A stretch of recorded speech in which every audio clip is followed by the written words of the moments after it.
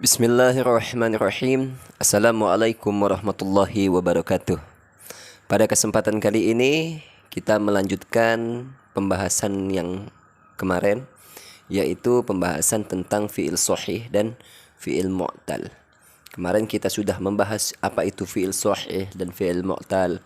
Kita juga membahas tentang apa itu fi'il sahihul akhir dan mu'talul akhir, bagaimana cara bentuknya, bagaimana cara penyikapan fi'il sahih, mu'tal dan penyikapan sahihul akhir dan mu'talul akhir.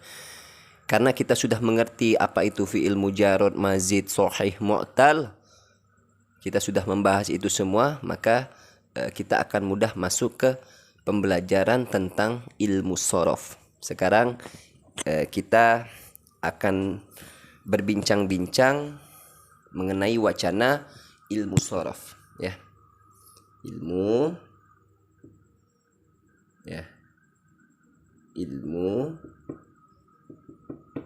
shorof gitu. Nah, jadi ilmu shorof ini penting untuk dikuasai untuk para pengkaji ilmu bahasa Arab, baik itu ingin bercakap bahasa Arab dengan ilmu muhaddatsah atau ilmu untuk mempelajari tulisan-tulisan Arab, ya. Jadi penting ini ilmu shorof, kata kunci untuk kita bisa terampil untuk melihat daripada perubahan bentuk tulisan Arab. Jadi ilmu shorof ini akan membantu kita. Apa itu ilmu shorof? Ilmu shorof ini adalah sebuah ilmu, suatu perubahan dari satu bentuk ke bentuk yang lainnya. Ya, itu dinamakan ilmu tasrif, ya. Tasrif. Begitu. Tasrif. Tasrif itu secara bahasa itu perubahan. Perubahan, ya. Jadi di sini disebutkan perubahan.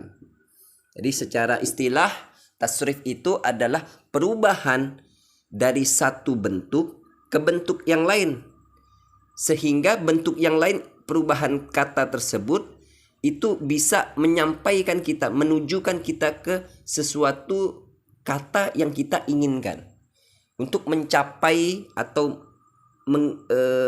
menunjukkan sesuatu kata yang kata itu kita inginkan.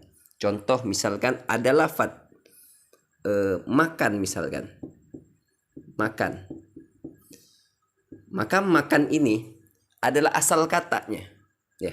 Ini menjadi asal kata, maka asal kata makan ini akan ditasrif, dibikinkan suatu perubahan. Kita ingin menghendaki suatu kata makan ini menjadi sesuatu yang kita inginkan, akan tetapi bukan kata makan. Kita menginginkan tempat makan, misalkan meja makan.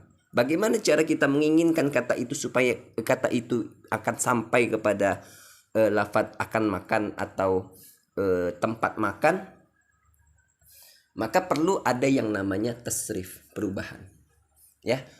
Nanti perubahan ini dikaji dalam ilmu shorof, ya. Seperti itu. Contohnya misalkan makan. Kita ingin menghendaki lafadz makan ini menjadi telah makan, misalkan yang pertama. Sudah makan. Nah, begitu. Ya. Di sini ada lagi sedang makan. Sedang makan. Kita ingin masukkan perubahan kata makan lagi ini menjadi misalkan hidangan atau makanan. Makanan. Begitu. Terus kita ingin menghendaki kata yang lain lagi dari kata makan ini. Misalkan tadi sudah makan, sedang makan, makanan, misalkan. Orang yang lagi makan. Orang yang lagi makan.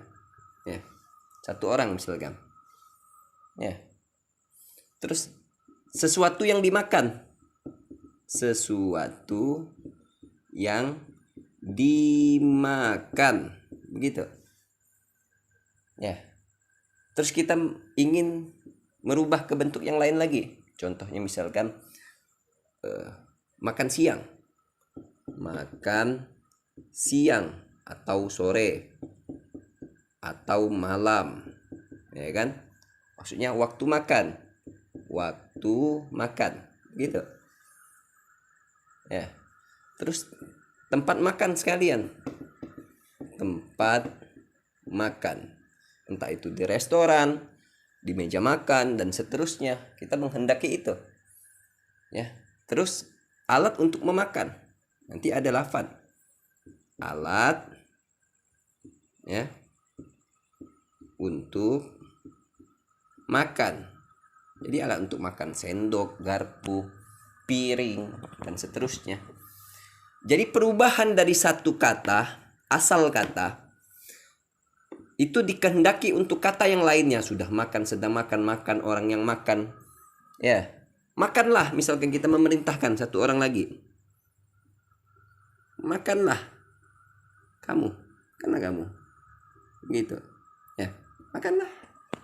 Seperti itu. Jadi satu akar kata makan itu kita bisa bentuk sebanyak-banyaknya. Ya sampai 10 lah misalkan. Ya kan, sudah makan. Ya kan? Saya sudah makan. Saya sedang makan. Saya nanti akan makan. Ya. Makanlah kamu, silahkan makan. Atau saya mau makan di restoran. Ya. Saya lagi makan siang, makan malam, makan sore. Ya, seperti itu. Waktu makan saya dan seterusnya. Ya, saya makan pakai piring, pakai sendok. Dan perubahan kata makan tadi itu kita bisa merubah ke bentuk yang lainnya. Itu semuanya dibantu dalam ilmu sorof, ilmu tasrif, ya seperti itu. Ini wacana yang insya Allah nanti akan kita bahas. Ya, pembelajaran ini cukup penting untuk dipelajari para pemula, apalagi yang ingin mempelajari tentang percakapan bahasa Arab atau membaca teks dalam Al-Quran dan seterusnya. Maka wacana ini akan hadir dalam suatu tulisan, akan hadir dalam suatu percakapan seperti itu. Ya, oleh karena itu, ayo insya Allah kita akan bahas ke pembelajaran tentang tasrif. Nanti tasrif ini ada pembagiannya, ada yang secara tasrif istilahi, ada yang secara tasrif lughawi. Nanti insya Allah akan kita bahas. Yang penting para pemula atau seluruh para santri, para tolab yang ingin belajar, itu semuanya penting. Setiap ada pembelajaran pengetahuan, kita harus menguasai suatu pengetahuan itu sampai dalam tingkatan yakin. Ya, kalau suatu tulisan itu atau pengetahuan itu kita masih mengira-ngirakan, belum yakin, maka ilmu itu belum sampai kepada kita. Oleh karena itu, untuk mencapai ke suatu ilmu itu kita dapatkan tingkatan yakin, maka perlu yang namanya catatan. Oleh karena itu, ayo kita tulis semua pembelajaran dengan buku catatan. Karena catatan itulah yang menjadi pengingat kita. Oleh karena itu, insya Allah nanti di video selanjutnya kita akan bahas tentang ilmu sorof, tentang tasrif secara tuntas. Bagaimana cara kita mudah untuk mentasrif.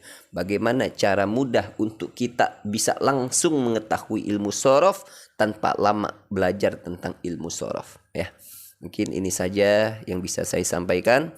Mudah-mudahan ini bermanfaat. Silakan. Kalau ingin mengikuti pembelajarannya, bawa buku catatannya, silakan menyimak dan silakan sambil mencatat dan dihafalkan. Paling pentingnya itu dihafalkan. Insya Allah ketika kita sudah mengerjakan pertama yaitu menyimak, yang kedua mencatat, dan ketiga menghafalkan, insya Allah ilmu itu akan sampai kepada kita. Mungkin ini saja pengantar dari saya, kurang lebihnya saya minta maaf. Akhirul kalam. Assalamualaikum warahmatullahi wabarakatuh.